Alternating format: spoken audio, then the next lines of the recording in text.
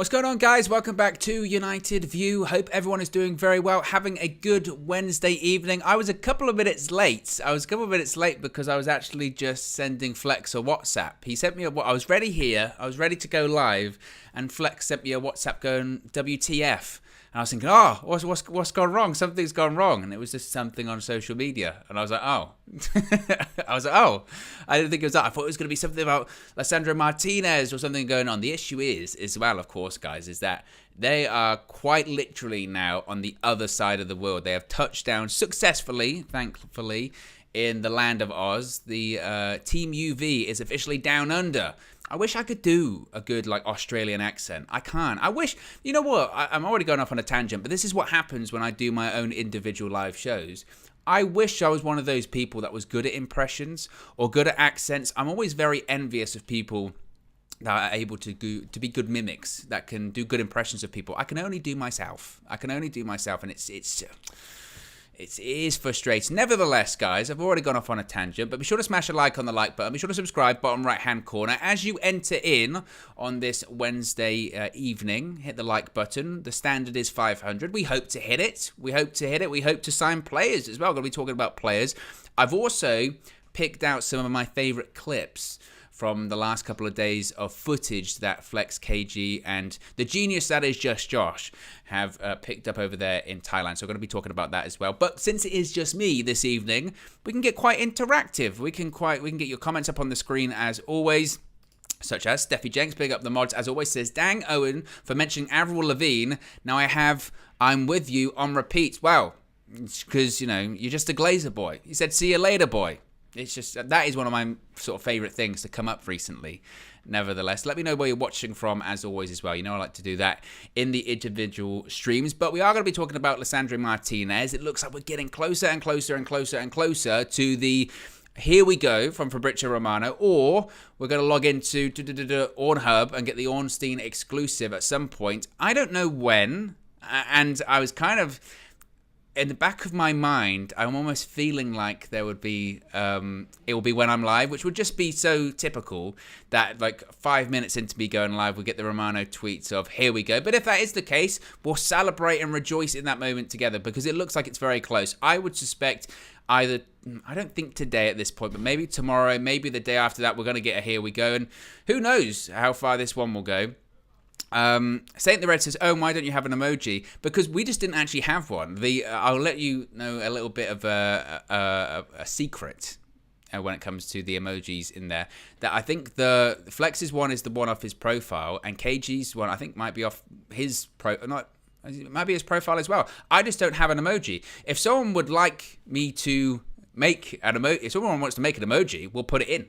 But there will be eventually an Owen emoji, but that will go in the chat as well. And that is one of the perks you have, great segue, of being a member of the UB Members Club. You can do so by clicking the link in the video description. It's also the pinned comment in the live chat as well. You do get your emojis, your custom emojis you can put in the chat. You do get your badges as well, which do change over time as your membership continues to roll on and on and on. And you also, most importantly, get your exclusive members-only content as well. We've got some really fun ideas about that. That's going to link into tour. It's going to link into things not necessarily football related. I feel like that's where you can get away with it a little bit. We did a Star Wars Guess Who. There's already plans for me to have some Nigerian cuisine and also some Jamaican cuisine, which I'm looking forward to as well. KG wants to do something with naming rock bands as well. Even though when we were practicing, he was sort of saying how we would do it the other day, and him and Flex kind of did it to me over the phone. And KG said Tina Turner. Because that's rock and roll, and he went, well, she's in the Rock and Roll Hall of Fame, and I said, so's Dolly Parton. It's another story. It's another story that we don't need to get into. But one story we do need to get into, another great segue, is Lisandro Martinez. Now, of course, Fabrizio Romano tweeted yesterday evening. He's kind of become, a bit on point with this story, hasn't he? Certainly got someone inside all of that negotiations and circumstances. So he tweeted last night talking about that there was going to be a meeting today. There was going to be a meeting today between Manchester United executives and Ajax to get this Lisandro Martinez deal done. Ajax had finally opened up to the possibility of selling the player and said that we don't really want to keep an unhappy player at the club. We know Martinez really wants to move to the Premier League and looking more specifically Manchester United, so we were expecting developments around that today. Well, it was tweeted around midday by Romano.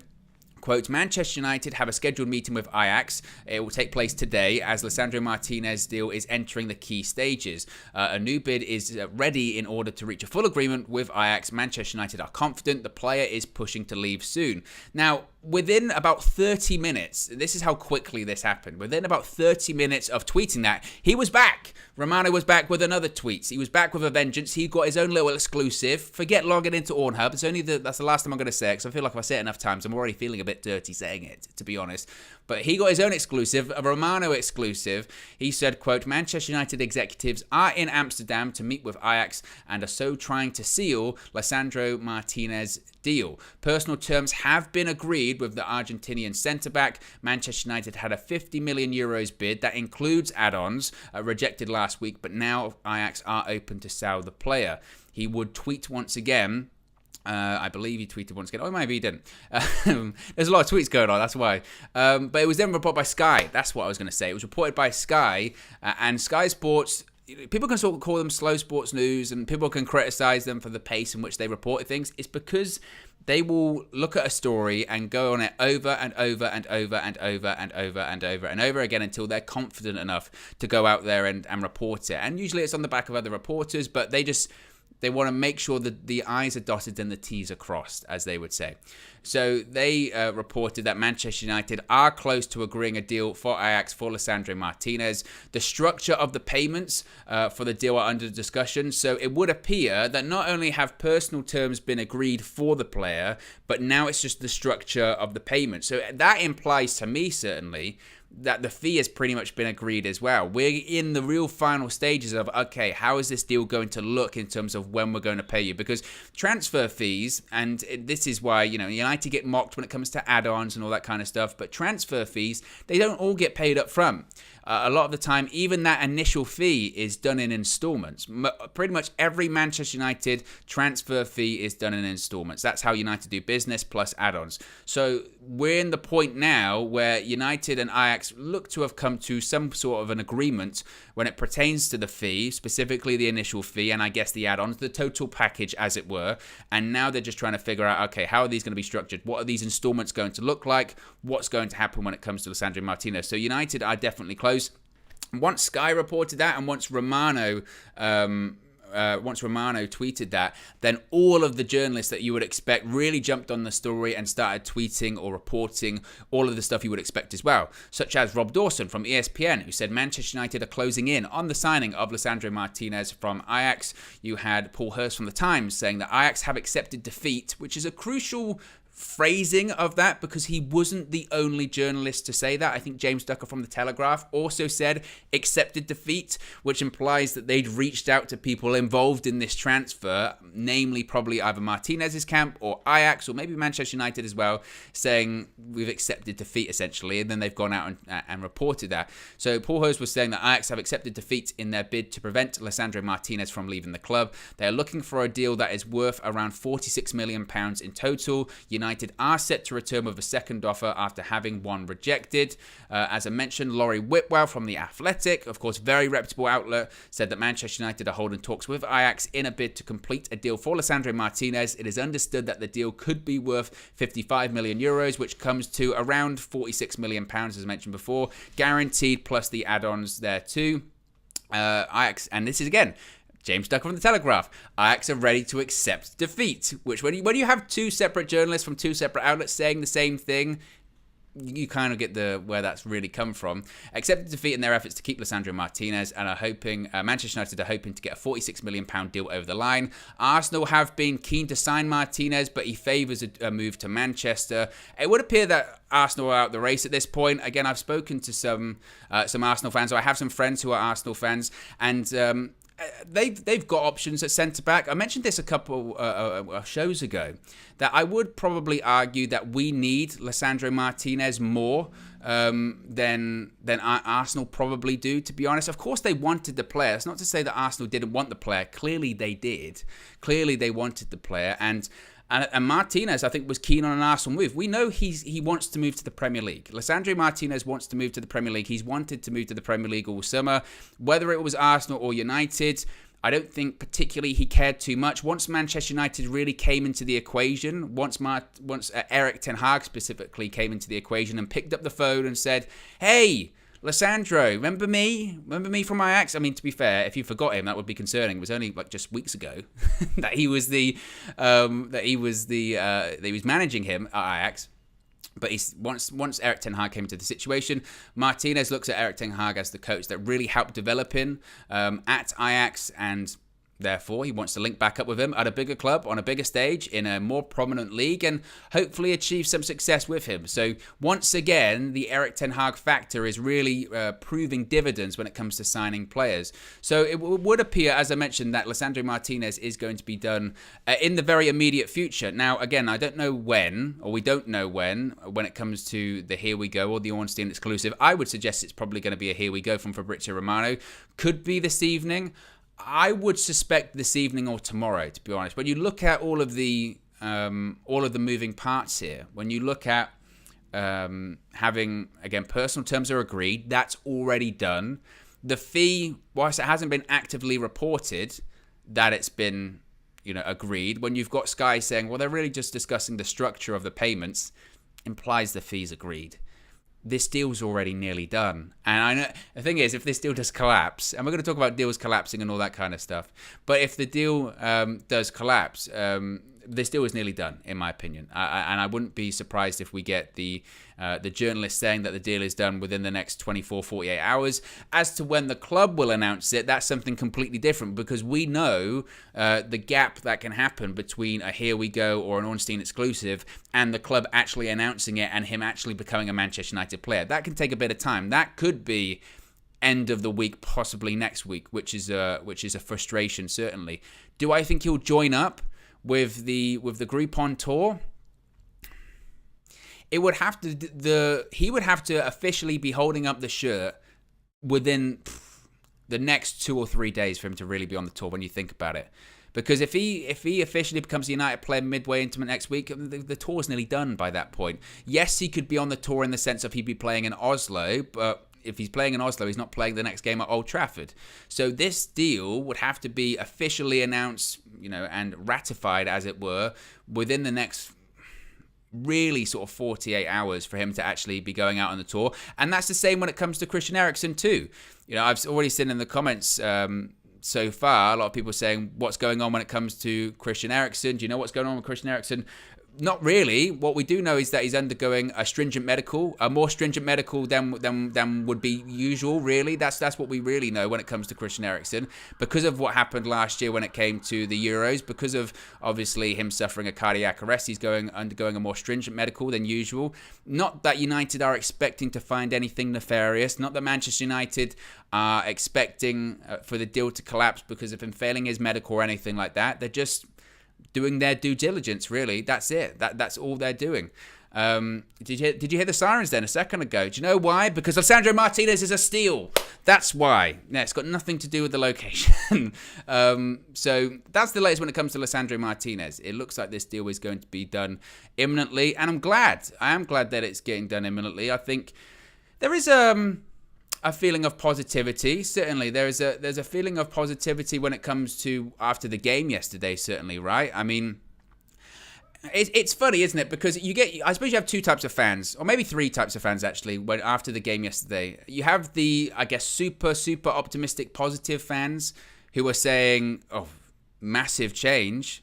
A massive change when it comes to Manchester United. We beat Liverpool 4-0. Did you see the press in the first half? And you would say to those fans, well, it's one pre-season game. It's 45 minutes in a pre-season game.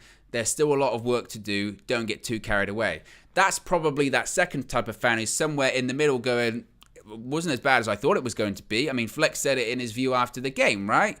Didn't expect that. Didn't see that one coming. Going into the game, I like everyone else, I was going, let's just not have it be super embarrassing, especially when I saw the lineups in that first half, especially when I saw it was one of our strongest sides possible, really, and a not so strong Liverpool side. I thought, tell you what, if Liverpool pepper us in this first half, we're never going to hear the end of it. We're just not. So I was happy to see the performance in the first half, but also to those Liverpool fans. And actually, I'm going to go off on another tangent here, because I've seen some Liverpool fans coming up with just the wildest excuses in the last 24 hours. First of all, it's a game. It's pre-season. It really doesn't matter. The fact you're telling everyone it doesn't matter, or I really don't care, implies that you do think it matters and you do care. And so if you do really care, shame on you, to be honest, because it's pre-season. I have seen some of the saltiest Liverpool fans going, Manchester United named their strongest starting 11 against our younglings. I said younglings, Star Wars reference, against some of our youth players. They're taking it too seriously. They were scared that they were going to get slapped. They were scared they were going to lose really badly. Rah, rah, rah. What are we talking about? It's still a game of football. You still want to win it. You still want to win it at the end of the day. And those people going, they were just afraid that that's a win for us. No, it's not. That's not a win for you. You lost the game. Football doesn't work like that. They put a really strong team out against us from the start. Second half, you put your strongest team out. You put your strongest team out in the second half, and guess what? You still lost that half, 1-0.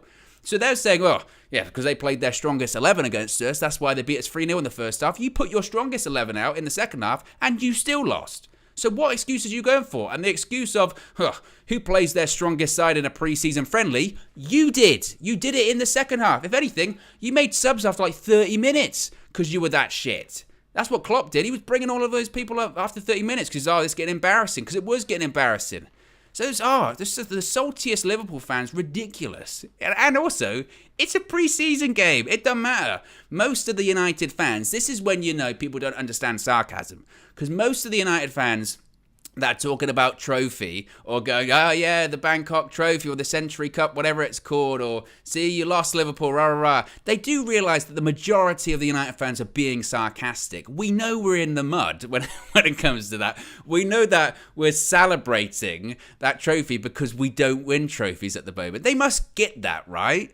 And when we say, the last two games you've had Liverpool, you've lost trophies, the Champions League and the Bangkok trophy, we're saying that as a joke. And honestly, touched a nerve a little bit, didn't we? You should have seen some of them at it today. I saw one of them. There was a nice bit of play by Salah and Trent where he sort of flicks it on. I think Trent flicks it on and Salah runs down the right-hand side and they go, look at this pair. And I hate that kind of stuff anyway because, look at this pair. They didn't score. What did that lead from? Like, that is the typical social media-ness nowadays, isn't it? Of where literally, great little flick. Did it lead to a goal? Did it lead to anything? Did it lead to winning the game? No. It's just dumb. It's just so silly. Anyway, I will calm down because it's way too hot to get my blood pressure this high. I'm sweating enough as it is today. If you're not in the UK, you're lucky because it is boiling. Absolutely boiling. But I will calm down. I really got into that.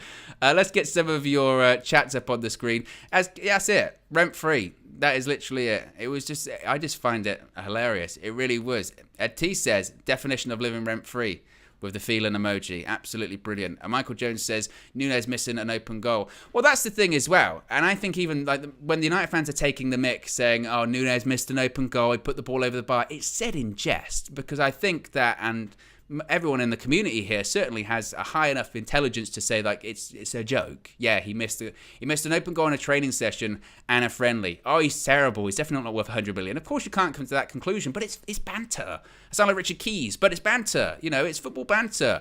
We got the bragging rights. We won the game. We move on. Make no mistake. All of the United fans are still bricking it because we've got them third game of the season when it really counts. And I don't know about you, I'd much rather win that game than the pre-season friendly.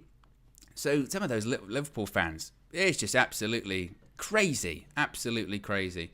But going back to Lisandro Martinez, with him coming in, this will mean, of course, that defenders are going to have to leave the club as well. You've got James Ducker from The Telegraph saying that Manchester United currently have 6 senior defenders on their books, and at least 2 of those are likely to need to make way to facilitate Martinez. Now, that's not to say that we need to sell these players before Martinez is coming in. He's coming in. He is going to come in, and his deal does not hinge on outgoings at Manchester United. But the point is, with Martinez coming in, that puts pressure on United to get rid of at least 2 defenders because we've just got so many. We've got so many centre-backs. You've got, let's count Martinez, you've got Maguire, you've got Varane, you've got Lindelof, you've got Bailly, you've got Twan Sebi, you've got Mengi. You got Jones. That's 8 centre-backs. And I know we have, some of those people have, questionable fitness records, but 8 is ridiculous. Think of the wages you could save alone. So at least 2 of those are going to need to go. And to be honest, even like 6, that's still, to be honest, too much for me. Even though we are in the Europa League, which is certainly in the early stages purely rotation. But one of the players being linked away from Old Trafford is Eric Bailly. James Ducker says, Eric Bailly wants regular football and is unlikely to stand for another season on the bench. Phil Jones is also available for a transfer. Of course he is, but is anyone coming in for Phil Jones? Bordeaux came in for him in January, but he said no, he did not fancy going to a vineyard or having the wine testing. I'm sure there are other things to do in Bordeaux, but isn't that what they're most famous for? Wine? When it comes to other people, as I mentioned, though, that could be making way with Lisandro Martinez' imminent arrival, Eric Bailly was one of them. Axel Tuanzebe, who of course is off the tour. We spoke about this morning. He returned to the hotel at Bangkok, and the assumption was because he's been linked with this move to Bournemouth. That was why. It's because he was going to be linked to this move to Bournemouth. In reality, it's been reported, by Manchester United saying it's a small personal issue. That's why he's off the tour. So, Will Fish has been called up to replace him. Because, of course, yesterday you had Alex Telles playing at centre-back, and that's not what we want to see for the remainder of the tour. So, Tuanzebe is available for a transfer, it would seem, but he's also not on the tour because of a personal issue. And as I mentioned, Phil Jones is also available to ensure that Erik ten Hag's squad is not overloaded for centre-backs. But when it pertains to Eric Bailly, Laurie Whitwell from The Athletic is reporting that Eric Bailly wants to fight for his place at Manchester United, which we have heard a couple of times. This isn't the first time we've heard Eric Bailly does want to stay at the club. He was linked with a move away in January. I recall that AC Milan were interested in him at the time. Now, to think, if he'd have gone there, they won the league. He could have left Manchester United and got a winner's medal. He could have been playing centre-back with Tomori, who is a brilliant centre-back, absolutely fantastic centre-back. He could have been playing with him. But instead, he decided to stay at Manchester United. All that move just didn't happen for whatever reason. It is funny, and me and DJ kind of touched on it, didn't we, this morning? We kind of touched on it that football fans can be fickle, and I fall into this as well. Because when you see Eric Bailly play like he played yesterday, you do go full Dwayne Johnson settings. You raise the eyebrow, right? You do. I don't know if I really raised that or as opposed to just lowered my other one. It raised a bit. Easily distracted. But when it comes to Bailly, when you see him play yesterday, you do get reminded of the quality, don't you? You get reminded of the quality. You remember what he can be. You get reminded that when he plays, I can't think of a time, and it must be the last sort of, let's say 10, 15 times I've watched Eric Bailly play for Manchester United. Every single time you watch him play, you come out of the game, almost irrespective of the result as well. You come out of the game and you say, this guy's all right, actually. He's quite good. You forget how good he is. And you have that conversation where you go, if only he could stay fit.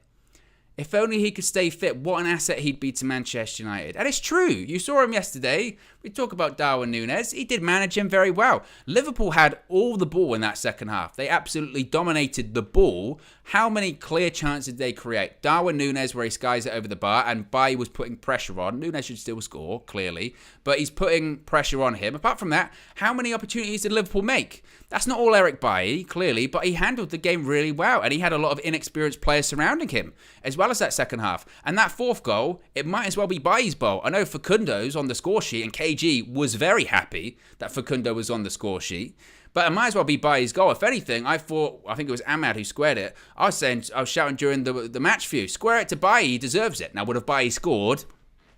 Don't know. But he played very well. And you always have this conversation, don't you, when you watch Eric Bailly, of this guy. He is good. He is good. But on the flip side, I suppose you can't let 45 minutes cloud your judgment. And as we're saying when it comes to the result, as we're saying when it comes to, the first half performance, and I guess in part the second half, but particularly the first half performance, we can't get carried away. We can't get carried away with the scoreline, we can't get carried away with the performance, and we can't get carried away with individual performances as well. That's across the board. That's not just Eric Bailly, that's the youngsters. Charlie Savage, Zidane Iqbal played very, very well. Erik ten Hag's been out in the media today saying he was actually pleasantly surprised with Zidane Iqbal, how high his quality was. But when it goes to Bailly, I suppose we can't get too carried away in the sense of, yeah, he played well. And when he does play, he plays well. But our mindset, certainly mine was coming into this season, this preseason, was we need to sell players, we need to shift players, and people like Eric Bailly, unfortunately, are in that category.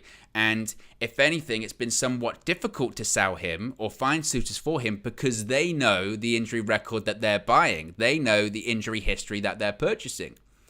And it makes you wonder, because as soon as he has that game yesterday, he starts getting linked to Napoli. Koulibaly's going to Chelsea. Napoli's an interesting option, but again, how fit is he going to be? And now you've got some United fans that are saying, oh, if we can get Eric Bailly fit, if's a big word. If is a really big word, and when it comes to Eric Bailly, unfortunately, we've used if a lot.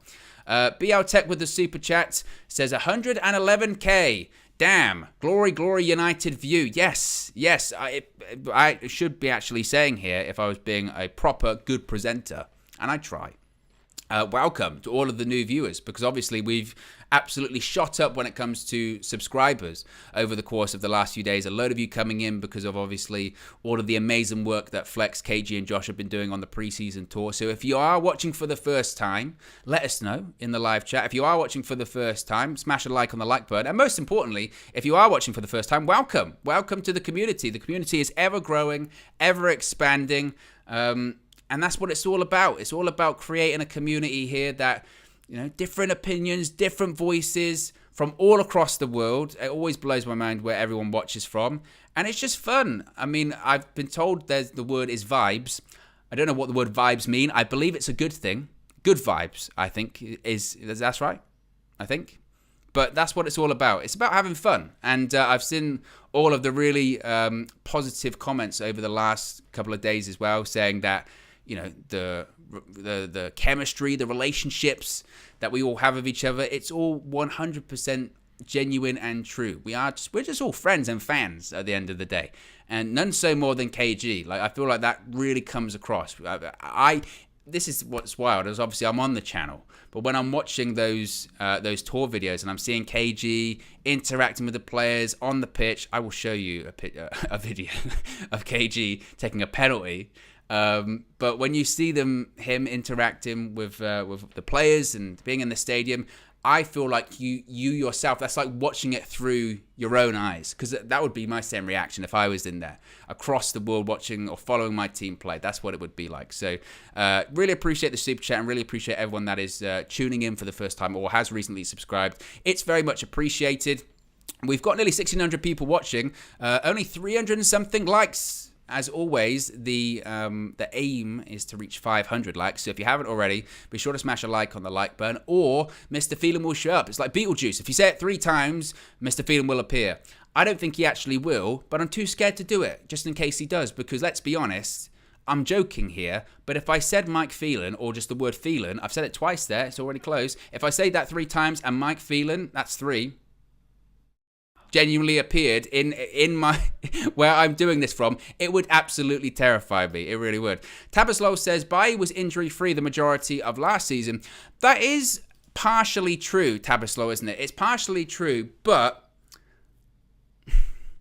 could you argue that the reason he was injury free the majority of last season is because he didn't play the majority of last season, if that makes sense, right?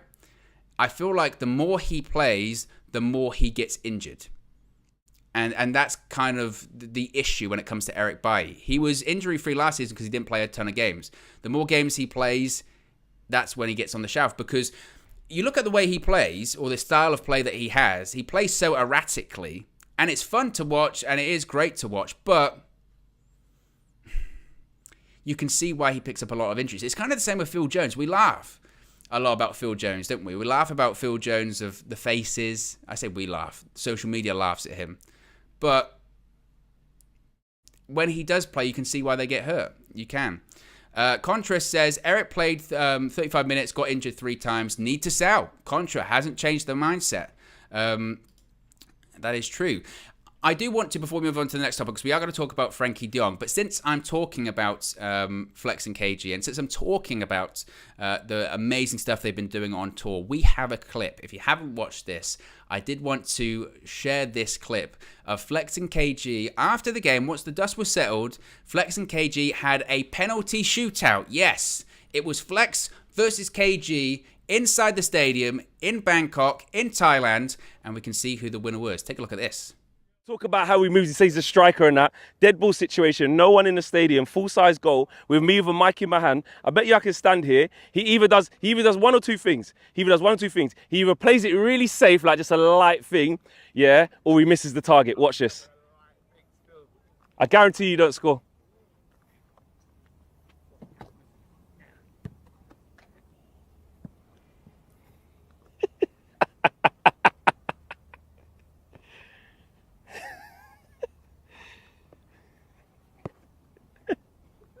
Look at the ball. Why didn't you even try, man? We're right past your foot at 2 miles an hour. I should have just saved it, innit? Bro, No, you no. literally could have just done Yeah, that. no, because you know what it was?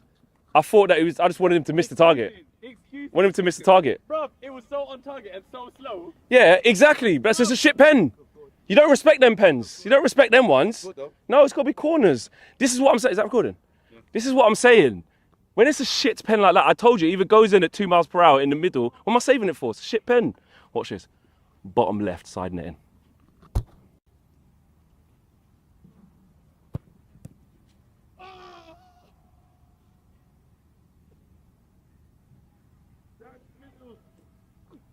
Sorry, sir, you said bottom left. I said bottom left, but then I saw him and I thought, I could even kick it straight and it would hit him and still go in.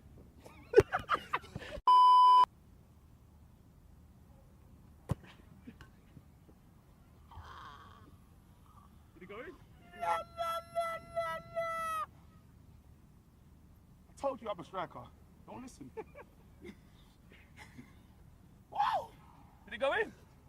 Did it go in? You're the goalkeeper, fam. Hit the crossbar and hit me and went out. Yeah, so for the Internono Cup. The Internono Cup, yeah? Here we go. Nah. Who's gonna get it? Yeah?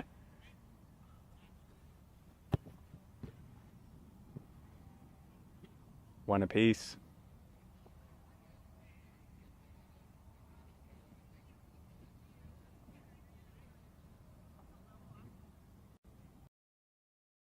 Where do I start? Where do I start with all of that? Wow. First of all, unbelievable, let's just say.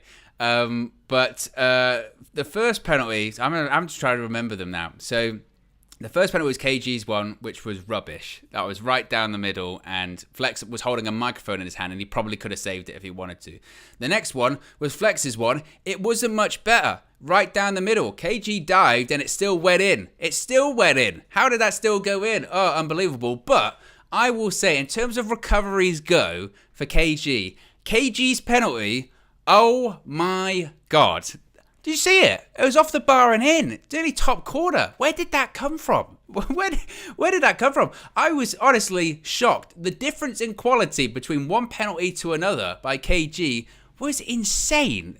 Absolutely insane. And then to be fair, Flex's one was very good as well towards the end. Nice and composed, bottom right-hand corner, like how you subscribe here on YouTube. That's how he does it. That's why he's the boss. So it was a draw in the Internono Cup, but hopefully they will have more penalty shootouts to come in the future as well, because that was a lot of fun. Cantona92 with the super chat says, we don't need Frankie. We beat Liverpool 4-0 without him. I don't want to get ahead of myself, but we can tell Eric Ten Hag will bring us 21 in 2023. Well, you don't want to get ahead of yourself, Cantona92, but we don't need Frankie because we beat Liverpool in a pre-season fixture and we're going to win the league. I appreciate the optimism or sarcasm, regardless of what it was. But we are going to talk about Frankie de Jong as well. I do want to touch on Frankie de Jong, and then I've got a couple of other clips that I do really want to talk about as well before we wrap things up. So this morning, talk about timing as well. So we did the morning show with DJ, or I did the morning show with DJ this morning, the Transfer View. If you haven't checked it out, be sure to check it out. 9 a.m. every weekday, sometimes at the weekend as well, especially at the moment during transfer season. There's always news to discuss when it comes to Manchester United. But just as we finished at 10, wrap things up. I go on my phone, I see Fabrizio Romano has tweeted about Frankie de Jong, and I thought, it's just sod's law, isn't it? Absolutely a sod's law. So what he said about Frankie is quite interesting because it led to a lot of reaction, shall we say, when it comes to social media.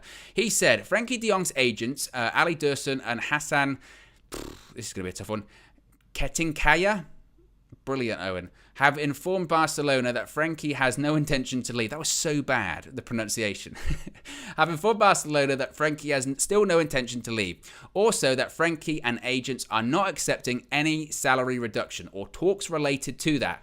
Man United are also informed, deal now stalling. Now, when people heard that last bit, deal now stalling, you might as well have the dun dun dun, because it felt like, oh, here we go. And not the here we go we want to. The reverse, here we go. Here we don't go for Frankie de Jong, it feels like.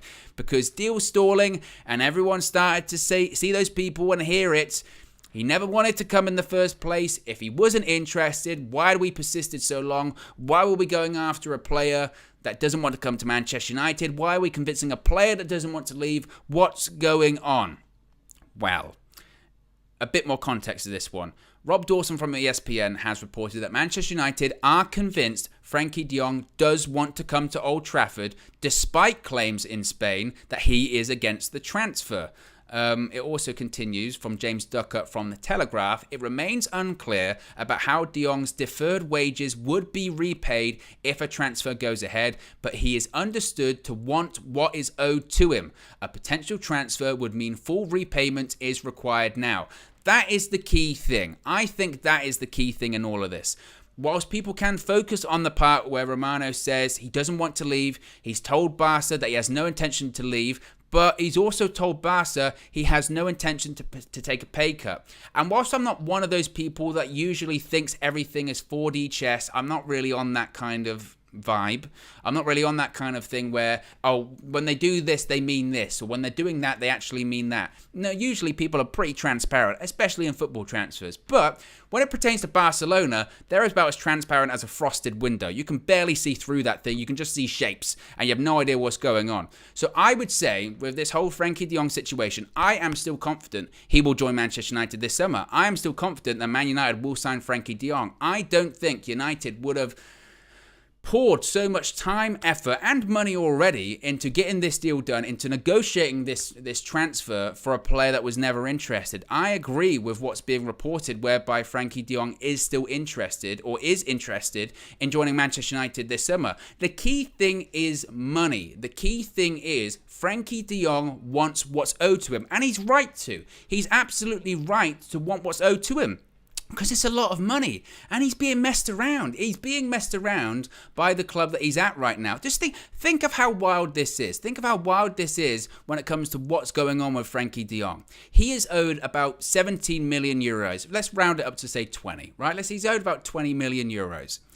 They've just signed Rafinha today for what? Is it like 72 million euros? That's what, like 65-ish million quid?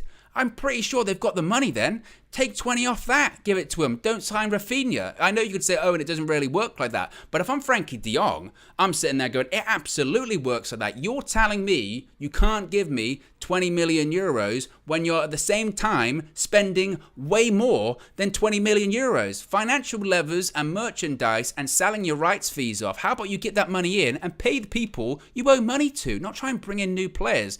It's wild because Barcelona are basically going to a roulette table, mortgaging their entire future to sign a couple of players to save face in a transfer window. It's like one of those people when they're bankrupt, but they walk around with $1,000 in cash just for keep up appearances. I'll keep up appearances. People can think I'm rich, but if they actually get to my home, I'm sitting on a cardboard box and sleeping under a towel, not a bed, because I can't afford it anymore. It's silly. It's so silly. And if I was Frankie de Jong, I'd be frustrated with that too. Why wouldn't you? So I look at it as it's Frankie de Jong playing a game of chicken, really.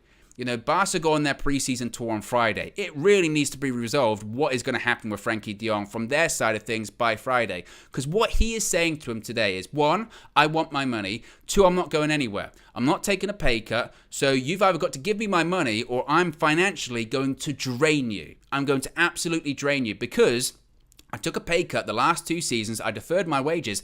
I don't have to anymore. My wages are astronomical. Yeah, they are big. You can't force me to leave because I've got a contract. Maybe if you give me my money that I'm owed, maybe I might be open to leaving. Maybe I will leave. And maybe then you can have your precious wages back, or you can have this precious funds that you're looking for to get your players there that you've already agreed personal terms with and done deals for, even though I'm still a player at your club. It's wild. And they're trying to paint Frankie de Jong like he's the bad guy in all of this. Could you imagine? Could you imagine? The club that owes you money are painting you as the bad guy because you won't take a third pay cut. Oh, for the cause, for Barcelona, yeah? If you take a pay cut, you'll be helping us, even though you're not going to see that money back. And maybe that's where all of this stems from. Frankie's sitting there going, I don't know if I'm ever going to see this money back. And if I leave it any more time, if I take another pay cut this year, they'll just continue to take the mick. And before I leave, and maybe I will leave, even though I don't really want to, even though I don't really want to leave, before I leave, I'm getting my money first, because otherwise, I might never see it again. And for those people that are saying Manchester United, oh, Man United, just give Frankie de Jong 70 million. Why should Barca be let off the hook for bad deals or bad business? Why should Barcelona be let off the hook for bad finance? It's not Man United's fault. It's not Man United's fault at all. So whilst it's frustrating as a United fan when you hear that or see that report today of deal stalled or it's going to take a little bit longer, this deal is going to take a really, really, really long time. And it's not ideal. In an ideal world, Frankie de Jong would be a Manchester United player right now. He'd have played in the game yesterday and we'd all be raving saying, oh, isn't it great? Look how great Frankie de Jong is in this Erik ten Hag system. The things we can do with Frankie de Jong this season. But we can't because Frankie de Jong happens to be at a club which finances are more difficult to decipher than Egyptian hieroglyphics. Because that's what it is. That's the situation. They've signed Rafinha today and they don't know what's going on. they don't know what's going on. So it is just bizarre. It really is bizarre. And again, those people can say that he doesn't want to come to United, and in an ideal world he probably doesn't. Let's face it. In an ideal world he wants to stay at Barcelona, be on his full wages and get all of his money that he's owed. But he can't get that. And that's the issue. So I believe that he will still come to Manchester United. United have still agreed that broad fee when it comes to Frankie de Jong. I don't know when it comes to the add-ons or anything like that, if that's been sorted out. The key thing is the deferred wages. Again, one would hope that eventually Barca cow down to de Jong and his agents, because now, and this whole transfer feels like it's been a game of chicken, really. This whole thing feels like it's been a game of chicken of, Man United negotiating with Barca going back to United, now De Jong negotiating with Barca, United trying to negotiate with De Jong. And I understand that that's transfers, but, as Prince T'Challa, oh, man, I'm looking forward to the next Black Panther, but it's just not going to be the same, is it? That's why Messi left Barcelona. It is very true. Messi, we heard those same noises last year, and he plays for PSG at the moment. Granted, a little bit different in the sense of his contract expired, and they just literally could not register him. De Jong is actually under contract. He's already registered, but the point is that they might not be able to register new signings or other signings. That's the key issue. So I'm still confident that Frankie de Jong will become a Manchester United player. I do think he'll become a United player. But that's not to say that we shouldn't be thinking about the right time to walk away. If this deal does become incredibly cumbersome, then maybe we should. But it's just we've come too far at this point, really, haven't we? We've just come too far to walk away, I think. And that's what the United board, I would assume, are probably thinking. And once that stumbling block is overcome, when it comes to the deferred wages, and again, that shouldn't be United's to overcome, by the way. Yeah, I know that Richard Arnold and John Murtough were out in Barcelona talking to the Barcelona executives about it, but it makes you wonder, really, what were they talking about? The structure of the transfer fee, the add-ons, because that is something that United are actively involved in. They're not involved in De Jong's deferred wages. That's not United's problem. That isn't. Of course, we want it to be resolved because we want to sign the player, but that's not United's problem. So when they're having those meetings, you can almost imagine Richard Arnold, we're burning through cash, not as much as you, but what are you doing? Can you just let us know? Is that going to get sorted? Can you put something in writing about how you're going to give De Jong his wages back? Because this idea of, I'll get back to you later, pal, isn't really cutting it with him or us. We've got business to do. So I think that this De Jong thing, we are going to hear this version of the report, I would think, over the next couple of days. But as I mentioned, Barca fly out for their pre-season tour on Friday. And one would think this can't be lingering over the club for the entirety of their summer. They don't want it to. They've got other targets that they're going after. Yes, they've signed Rafinha. Yes, no one knows how they've done that when it comes to the finances. We'll have to wait and see. But they've also got other people they want to sign. And Frankie de Jong is very important to that. I know people are talking about the second financial lever. And they're talking about whatever. But Barca still need the money. The issues are still there. They don't go away. They don't. And as I mentioned before, it's such a short-term fix. Yeah, they need the money now to sign players and register players. When it comes to the future, that avenue of making money disappears because it's gone to someone else. And it's certainly, especially if it was in, like, they're talking about merchandising rights or broadcasting rights, those fees could go up and up over the course of the next few years as well. And they miss out on that because they were desperate for a transfer window in 2022. It's just, it's crazy. And I know I've seen Barcelona fans say to me, oh, and that's not the current board, that's not the current president, it's the previous regime and all that kind of stuff. But still, that's not Man United's problem, unfortunately. Simon Cowie says, mate, go watch Fabrizio Romano's YouTube channel. He confirmed Barcelona has finally agreed to a full package of 85 million, 65 million euros plus 20 million in add-ons. Which, to be fair, appreciate the contribution, Simon, and appreciate the super chat there. What was widely reported at the time, wasn't it? That was the broad agreement that was reported at the time. And what is fascinating with that is, remember when they were saying it's about the structure of the add-ons and possibly wanting, more up front or whatever. Barca, what have they done? They've eventually backed down because they need to. They need to. So that's the situation when it comes to Frankie de Jong. So as I mentioned, I think that eventually he still will become a Manchester United player. I'm relatively confident of that, it must be said. But not anytime soon, it feels like. Unless this massive hurdle when it comes to the deferred wages is overcome in the next few days. Once that's done, you feel like this deal will really pick up pace, but the pace of it has not been fast at all, really, over the last couple of months, has it at all? And that's the frustrating thing. Remember, this is still the guy, this is still the Barcelona president that said, Frankie de Jong is not for sale. We have no intention of selling him. He spoke to Manchester United. He met with Manchester United executives the next day. The next day. And before, when I've said, oh, he's full of shit, people have gone, that's not fair. It is. Because he's lying. Clearly, he's lying. So, but in terms of the immediate future, the people that are going to be coming through the door quickly are Lisandro Martinez. We're waiting for that. Here we go, or Ornstein exclusive, and then obviously the club announcement. And the same for Christian Eriksen, who is undergoing his very stringent medical. Hopefully, they're hoping he'll be joining up with the club, or the players rather, in Australia later this week. But we'll have to wait and see when it comes to that as well. A couple of things I do want to mention. As I mentioned, we've got a couple of clips I do want to point you to before I do wrap things up. First of all, we played it on the morning show as well. But it's worth repeating here because if you follow us on social media, which you should, by the way, at United View TV on Twitter and Instagram and TikTok as well, KG has made national headlines. This is true. This is accurate. KG has been in the national newspapers, well, certainly on the national newspapers' websites. There is a story to this. So, after the game against Liverpool yesterday, in KG's fan view, Flex asked him, I hear you've picked up a bit of merchandise, a souvenir. And KG pulled out a piece of chicken from his pocket. Which, when I was first watching it, I had the same reaction that you did. That's weird. Who carries chicken in their pocket? Think of the crumbs and think of the grease. Those trousers would be ruined. But there was a story behind the chicken. The chicken was assisted to him by one Bruno Fernandes, Manchester United's captain, in the 4-0 victory over Liverpool yesterday. Manchester United's new number 8 gifted KG, that comedian, a piece of chicken. Now, I was also like you, going, come on. Come on, KG. Bruno's assisted you a piece of chicken. No. I don't believe you. I don't believe you. He said there will be proof. There will be evidence of this. The evidence we will look at in a second.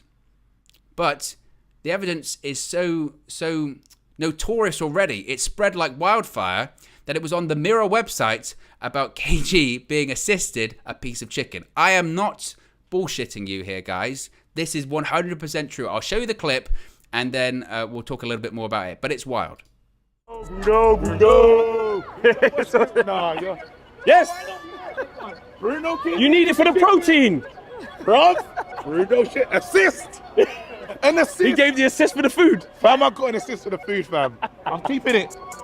What are you going to do? You're not going to eat it, you're just going to keep it. Rashford. I'm taking this home. Bro, that was a Rashford move. Feed the kids. No, I'm holding on to that though. You're actually not gonna eat it? No, because I got my retainers in there, innit? So it'll be bad taking it out on camera. So I'm just gonna have to hold on to it. You're just gonna hold on to the chicken, you're gonna eat it? I'm not gonna hold the chicken that Bruno gave me. Come on, bruv. Who can say that's happened to them? Yeah, this is why I can't take him anywhere, you know. Like, Bruno assisted me. I can't take him. Again, it was a Rashford moment. He said he got his retainers in, he can't eat it. He's eating it. Mash up the retainers. It's not that good, but Bruno gave it. Unbelievable. Unbelievable. And again, that's why KG is just so KG. He is the guy. He so is. But yeah, it spread like wildfire on social media. People loved it. People talking about it, going, that's amazing. That's incredible. Obviously, as I said, it was shared on all of our socials. People really enjoyed it. But then it started to make actual newspapers or newspaper websites reporting it, going, it was a bizarre assist from Bruno Fernandes. So there you go. If you watched that, you saw that before the rest of the world saw it as well. And stuff like that is going to continue to come up in the future as well. So I can I'm not going to go there. But the hope is certainly that the chicken will stay. I don't think KG ate the rest of it. He was wearing his retainers. So, you know, maybe he didn't go for the rest. But if that chicken can make it all the way around the world, then that is incredibly... Who would have thought that chicken would be getting those kind of air miles? It's absolutely incredible. It's going on tour. Everyone needs a mascot. For us, it's a piece of chicken. Assisted by Bruno Fernandes. You don't get much better than that. You don't. Speaking of things also... You don't get much better than, and this is what I want to finish it up. You would have seen this on the video as well yesterday. What I have dubbed the perfect UV team goal. This includes Flex, this includes KG, and it includes Josh as well, who is the unsung hero of United View. Any amazing graphic that you see, like the ones behind me that I'm not perfectly centered in, or any of the great filming, the drone shots, the posh word, cinematography, that is all Josh. He is legitimately a genius. So, after the game finished yesterday, Manchester United 4, Liverpool 0, they had a kickabout inside the stadium and scored what I dub as the perfect United View team goal. Take a look. Do it.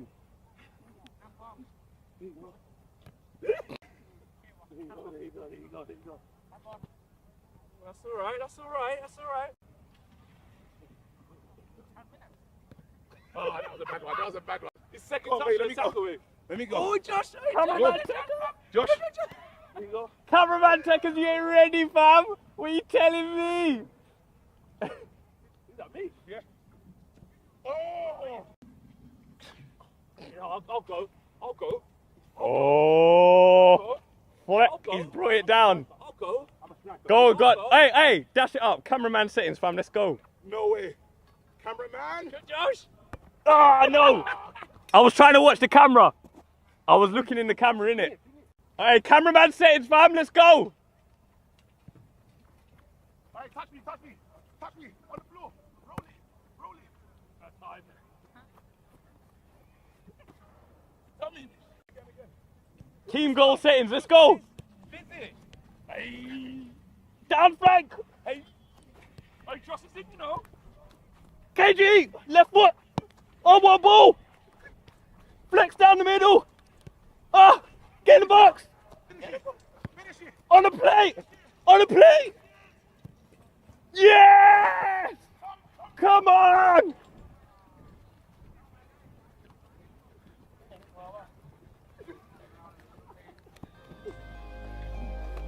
Can I get some chicken with the assist, please? Right, let's go. Hey. What is it? Look at that. The perfect goal from the perfect team. And they really are. Like I said, they are absolutely smashing it out there. And I consider myself so fortunate to be part of just an amazing team. Literally the best team. And they are great friends and a great team. So it's amazing. It really is amazing. And if you've enjoyed all of it, we are just getting started. Honestly, we're just getting started because there is some really fun stuff that's planned for the future. A couple of super chats before we wrap things up. Andy says, have to be honest, I didn't know much about you, Owen, during United's stand, but you're such a key part of United View and just want to say how much we really appreciate you. Well, I really appreciate that, Andy. And this is something that Flex has brought up a couple of times. I'm terrible with, like, praise. So it makes, but I really appreciate that. And as I mentioned before, so far, I really appreciate everyone that's tuning in for the first time, is enjoying the stuff. We really, really do appreciate it, and really appreciate the contribution and the kind words, Andy. I hope to do my best all the time. And Ruben says, stellar work, guys. It feels different. Appreciate you, Ruben, and appreciate the entire UV community. We really, really do. KG nearly said it feels different as well in the video. Did you notice that? But he nearly got there. Anyway, guys, look, we'll wrap it up there. Have a great Wednesday evening. You never know. We might be back when it comes to any Lisandro Martinez here we go stuff. So stay tuned for that. Plus, if you haven't already, be sure to subscribe, bottom right-hand corner. Smash a like on the like button.